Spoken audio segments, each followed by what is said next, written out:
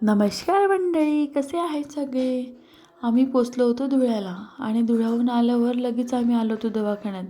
म्हणजे थोडा आराम वगैरे केला. आम्ही 5 वाजेलाच पोचलो होतो म्हणून आणि लगेच पप्पांकडे दवाखान्यात आलो. आणि दवाखान्यात पण सगळेच आले होते. आमचं रुद्राक्ष वगैरे त्याचे आईवडील सगळेच आलं होतं. दीदी पण आज निघणार होत्या आणि पप्पांना आता बरं वाटतंय बरं का. तेच त्यांचं जेवण वगैरे दिलं आणि त्यानंतर घरी त्यांना डिस्चार्ज वगैरे भेटला होता. ते रात्रीचा शूट काही काढलाच नाही. मग दुसऱ्या दिवशी सकाळी चिचूला पण आंघोळ करून टाकली होती. जो तो तेच त्याच्या कामात होता. आणि एवढा तुम्ही म्हणणार की एवढा पसारा कशाचा?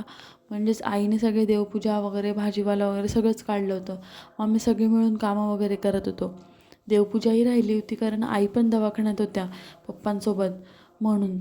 मग आम्ही आलो आणि सगळेच कामं वगैरेला लागल्या. स्वयंपाक बनवत होतो. मी पोळ्या करत होते आणि माझ्या जाऊबाई भाजी वगैरे बनवत होत्या. स्वयंपाक वगैरे केला, जेवण वगैरे केलं, सगळं आवरून वगैरे घेतलं, आराम झाला आणि मग संध्याकाळी लगेच भाजीपाला आणला होता आईने अजून. मग तोच निवडायला बसले होते सगळे आणि सगळ्या मिळून सगळंच काम करतात. माझी नणंदबाई पण करत होत्या आणि मग वाटाणे पण एवढे स्वस्त झाले ना, तर तेही जास्त आणले होते. तेही निवडण्याचं काम चालू होतं आणि माझ्या चिचूबाईला तिचे मोठे पप्पा सांभाळत होते. सगळ्यांचा थोडा थोडा शूट काढला आणि हे बघा आमच्या पप्पांची रिटायरमेंटची कॅसेट लावली होती. त्यांचा रिटायरमेंटचा कार्यक्रम खूप सुंदर झाला होता, पण मी तेव्हा नव्हती कारण माझं लग्नच झालं नव्हतं. आणि यांनी सगळ्या मुलांनी त्यांना सरप्राईज दिलं होतं. त्यांना माहितीही नव्हतं की त्यांच्यासाठी हा प्लॅन तयार केला आहे म्हणून. म्हणून त्यांना खूप आनंद झाला होता. आणि तुम्ही पण असं करता का नक्की कॉमेंट करून सांगा.